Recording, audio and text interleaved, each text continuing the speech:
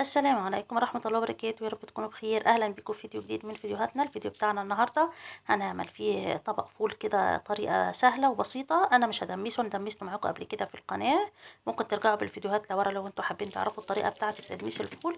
أنا بس هسويه معاكم. طبعا الفول لا غنى عنه في الأيام دي، خصوصا في المدارس. فحبيت إن أنا أشارككم كده الفطار بتاعي قبل ما أمشي على الشغل، إزاي عملته بطريقة مميزة وطعمها بيكون جميل أوي.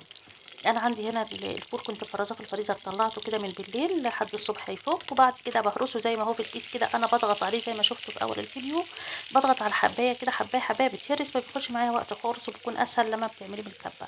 أنا عندي الحلة دي كنت مسيّحة فيها سمنة بلدي، دي فيها دي بواقي مرطة. ضِفت ليها شوية من زيت الزيتون كده، مش خلّيته يسخن أوي عشان طبعًا غلط إن إحنا نسخّن زيت الزيتون أوي. حمّرت فيه حوالي من 5 ل6 فصوص توم مفرومين، ضِفت عليهم أول لمّا باشم ريحتهم كده باضيف عليهم حبّاية طماطم مقطّعة تقطيع عادي خالص، وقرن فلفل حراق. ممكن أنتِ تستخدمي فلفل بارد عادي ما فيش مشكلة.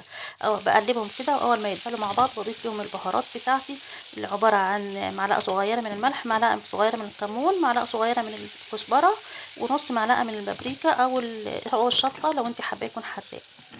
لحد لمّا يستووا مع بعض كده. برضه أنا مستمرة في تهريس الفول برضه بإيدي كده بطريقة عادية خالص. جرّبي الطريقة دي أحسن من الكبة، هتعجبِك خالص إن شاء الله.